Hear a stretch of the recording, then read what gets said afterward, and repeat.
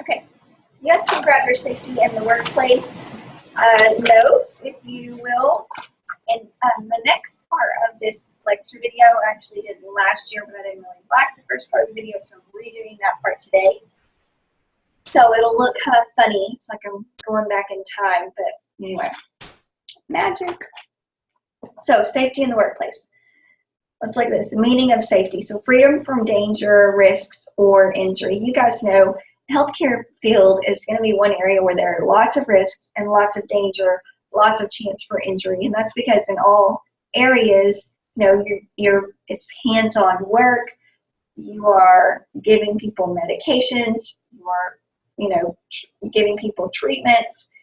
And so it's definitely a risk of just risk in general, risky in general, and a possibility for injury. Lots of nurses, EMTs, people like that with back injuries. That's another example. It's an attitude or a way, safety is an attitude or way of reacting towards hazardous or unsafe conditions that will protect both the healthcare provider and the client. So it's important that we, you know, have that attitude that we always try to keep things as safe as possible. Safety is, I mean, our purpose as healthcare providers is to provide a safe environment, to make them better. And if we're not being safe, we don't provide a safe place for them, we're not really helping their health. Any unsafe practice should be reported immediately. Please do that. I don't care if they're your friend. I don't care what's going on. If there's something unsafe going on, you've got to report it. You've got to report it. It's in the best interest of everybody. What if they do that to everybody? You know, what if, let's say you have a coworker that is she gets into the habit, or he gets into the habit of, you know, let's say they give a shot and they leave their needle out. Okay, one, you need to say something to him because that's not safe. What if somebody else comes through, knocks it off, it's, you know, gets in there, stabs them in their toe, or what if a kid comes up and grabs it, or, you know, those kind of things, they need to be addressed. So address it with the person. If they don't fix it, then you need to go to somebody else and it needs to be fixed. Horseplay has no place in a healthcare setting because it can lead to an accident. And that's definitely the case. I'm not saying you can't have fun with your patients and get to know them, but horseplay is just not an option. There's way too many risks. It's too big of a liability. And when you mess up, you know, you've got your whole career in your hands. It doesn't take very many mistakes. Sometimes it only takes one mistake for that career to be over. Causes of accident. So typically you find poor judgment, so not recognizing the danger in a situation, which is just not seeing it. I mean, you just don't recognize that there is an issue. And that's something you kind of have to train yourself to do. It's kind of like defensive driving. I don't know if you guys have ever taken a defensive driving course, but when you take a defensive driving course, they really teach you to be wary of other people that are driving with you or around you. You know, not just what you're doing, but paying attention to what others. And it's the same idea there. You know, it's so funny. Well, I'll get to that in a minute. Physical limitations, a lack of ability to avoid or prevent an accident. So you just can't do it. Maybe, you know, maybe you have a bad back, like I talked about a while ago. So lifting someone is not an option for you, or helping them in that way, something along those lines. Lack of training. So people not knowing what to do. So important, you guys. Whenever you get trained on a job, when you start going to nursing school or physical therapy school or whatever it is that you decide to do, so important that you get your education when it's time to get your education, that you really do learn. So that whenever you get out to the working world where you're responsible for the safety, you're responsible for your career, you know, you don't just mess up because you don't know. Always make sure, if you don't know something, look it up, learn it, ask somebody to teach you. Make sure you're learning. So some environments are hazardous. Identification of these hazards will help prevent accidents. That's always the case. I have the home health nurse in me is ingrained to, like, whenever I walk in somebody's home, if they have a rug or something that's really slippery, or if I notice a spill, that's the first thing I think of. I'm like, they're going to fall. You know, they will fall. Let me clean this up. When I go to my grandparents' house, if a piece of ice falls out of the refrigerator and lands on the floor, I like pick it up immediately and make sure that it's all clean because I don't want them to fall. And that's those kind of hazards. The longer you work in healthcare, the more you recognize those and the quicker you see them.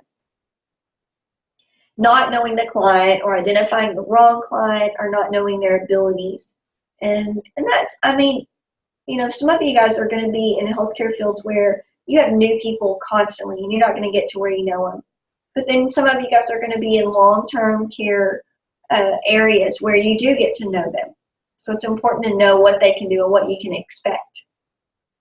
OSHA, the Occupational Safety Act of 1970, is what put it into effect. Occupational Safety and Health Administration is what that stands for. And you guys are going to do lots of research on OSHA over the next couple days. And the reason this is a whole unit for you guys is because it's so important that you guys are safe when you go out and do clinical rotations. It's important for your own self, for your own life, but it's important for the lives of your clients. It's important for the people that you're working under, that you know what you're doing and know how to take care of yourself. So I can't tell you guys enough how important it is. And we've already learned about PPE, so you guys know about personal protective equipment, your gloves and your gown, etc. Okay, make sure you think about all that stuff as you go through clinical rotations. You know, you're going to run across people in clinicals that are not going to do things the textbook way. You're going to run across people who don't wear gloves when they're doing an IV, or give a shot without wearing gloves, or put the needle into the cushion of the, you know, the bed or whatever, instead of putting it into the sharps container. You're going to see people recapping needles, which is a big no-no. You're going to see all that. And it's not, if they do something that's unsafe, it's definitely, I'll let you guys and your teachers kind of work out when to say something and when to not. But if there's something unsafe going on, you guys, please report it. Let your teacher, let your instructor know, and let them figure out how to handle it from there. Or if you're, you know, if there's something, for example, one year I had a student who walked by a room. She was walking with a nurse or an aide or somebody and noticed that something wasn't right in a room as she was walking by. And she looked, it looked like maybe they're having trouble breathing. And they went in, and absolutely they had to suction them. It turned into this big thing, and she recognized it. And so please feel free. If there's something that concerns you guys, you know, speak up and say something. Just know that you guys, you can do that. You know, if you're trying to correct someone, realize that you're the student and it's their job, and your job shadowing them.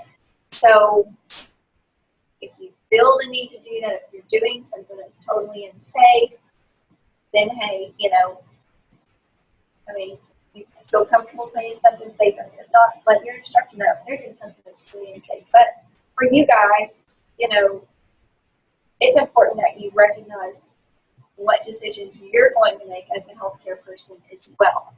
Whatever field you go into, what are decisions that you're going to make? You know, are you going to choose to put those gloves on when you need to put them on? Because that's a matter of protecting yourselves. You know, are you going to purpose to put everything back where it belongs? Things like that. But you guys, if you see something abnormal in your clinicals, please tell whoever you're with. If something doesn't seem right, you know, tell whoever it is. If they've grabbed a medication and you look at it and it doesn't have the right patient's name on it, please say something. Say something if you're questioning it, because odds are they're not used to having somebody come around and watch everything that they do. So, you know, maybe that's gotten them off track or something like that. So, anyways, I don't know why I went off on that tangent, but I did. So you guys, the Department of Labor, OSHA, Secretary of Labor can enforce the laws requiring safety, and there's all kinds of, if you go into a workplace, you guys will see they have to post OSHA requirements all over the place. Okay, client care safety, bed safety. It's important that you keep the bed at a working height for someone who, if you're going to be standing or doing a procedure or whatever. Usually that means that you raise it up. If I'm going to start a V on someone, I'm not going to bend over to start a V. I'm going to raise up their bed so that it's at a comfortable level for you. And one thing you always have to make sure you do is if you raise somebody's bed, when you leave, you've got to lower it all the way back down so that if they fall, it's a less risk of them getting injured. Leaving a room, lower the bed like I just said. Watch for bed cranks. So a lot of times old beds have like cranks on them where you can trip over. You can trip over, keep your shin on. That would be uncomfortable and hurt really bad.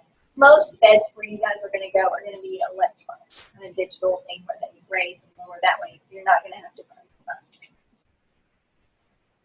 Other things that would trip people, that's something I want to be careful. Children's environment should be adjusted depending on their age and developmental ability. So just depends on, if my son Mikey were to go to the hospital, he would need a crib. But my daughter, she's 3. She's not going to need a crib. She would be fine in the bed. Lock wheels on the bed at all times. You always want to keep them a bit stationary. You want the wheels locked. Because whenever they try to get up, for example, in this rolly chair, if I try to get up, it moves behind me. You can see that. You don't want that to happen when they in bed while somebody's trying to get up, especially if they, are not steady on their feet. Wash your hands before and after caring for a client. Hopefully we've all got that one down by now. And then side rails can be viewed as a restraint. So that is up to whatever you're going. That will be a policy for that organization or agency, hospital, whatever. Whatever their policy is on side rails for the bed, that will be what you would want to use. When I was in nursing school, it was always, bed rails always went up to prevent people from falling. Wheelchair safety. So it's important that you push wheelchairs from behind, except when you're going in and out of elevators. You usually pull them so that you can get them in, or down curbs or ramps. Y'all, one time I had a person I was pushing in a wheelchair, and we were going down a ramp. Okay, it was kind of like angled, and I have sometimes I don't really didn't have much common sense this morning. It must have been too early. I don't know. But I literally tipped it, and we went down forward down this long ramp, and almost lost her. Coming around the corner, got a little faster. I couldn't hang on to it. It's like dead weight in this chair that I'm literally pulling backwards on, trying to make it not go down so fast. So much easier if you just go down backwards. Fasten safety straps, always on a wheelchair. If it has safety straps, make sure you fasten them in so they don't slide out. Don't let their laptop drag on the floor. If they've got blankets, and this is for you guys, this is something you guys may do at the hospital while you're in clinical rotations. You notice that blankets are dragging the ground? That's so gross. Hospital floor is so nasty. Just pick them up and tuck them in, or do something different with them. Don't let them drag the floor. That really gets on my nerves and grosses me out. Set the brakes when the chair is still. Same idea, like what I showed you with this rolling chair. If I stand up, it goes way back behind me, and we don't want that to happen. Park the chair in a safe place out of traffic, and that goes for a bed or chair, anything that you're moving. Don't park it in the middle of the hallway. People need to get by. That's just common sense, but sometimes we need a little extra. Sometimes my common sense, I have to think about it. Pad the chair to prevent pressure and possible skin breakdown. People who are in wheelchairs for long periods of time will get skin breakdown or develop pressure sores from just their body being in the same position over a long period of time. Now, a lot of orthotic places or people who make prosthetics and orthotics, they can make cushions or wheelchair cushions that actually will fit in their wheelchair, that are like the perfect shape of their bottom, basically, so that it can prevent some of that. It evens out the weight distribution, and it keeps it from those pressure points getting skin breakdown. That happens. If things, your skin over a long period of time gets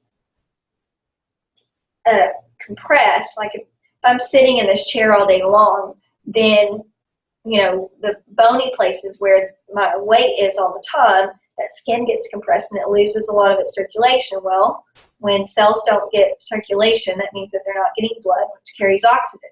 When cells don't get oxygen, then they start to die. And that's what a pressure sore is. It's over usually a bony area, tailbone, on the hip or the bottom. Heels is another place people get pressure sores. Some people even get pressure sores on their toes just from their sheets and their covers laying on it, depending on how fragile their skin is. So it's important to prevent skin breakdown as much as possible. Keep people turned every 2 hours. If they're in a bed, they need to change position minimum every 2 hours. They need to be turned into a different place. And that keeps that skin from breaking down because it's encouraging circulation. It's letting off those pressure areas. And then, of course, wash hands before and after. Always, always. Stretcher or gurney safety, bed safety. Well, it's not really bed. This is like if you're moving people. Strap them onto a stretcher with the arms at their side or folded against their chest. You'll see them like that a lot. Maybe you've watched shows or seen people on a stretcher, because you don't want to run their arm into something or get their arm hung up in an elevator or something crazy like that. Cover them, but again, don't let covers drag on the floor. That's gross. Stand and push up their head, except unless you're going down a ramp, and then you'll, you'd be at the other end. You want to be, if you're going down at all, you want to be at the lower end of the stretcher or chair, whatever you've got, so you can control that weight a little easier. Never move a stretcher at a fast pace. Of course, you guys know there are emergencies sometimes, but you do need to. You don't want to be spastic because you don't want them to fall off. So never leave a client unattended, unless instructed to do so by whoever's in charge. So you don't want to leave them in the middle of a hallway. You don't want to do that. You'd stay with them.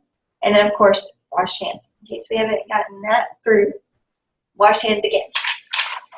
That's it. That's all I'm going to cover today. You guys have a wheelchair at school. We're going to do transfers and things, but go ahead and practice. If you guys have a wheelchair at school or something you can practice these things on, go ahead and practice them. It's a good time to do that.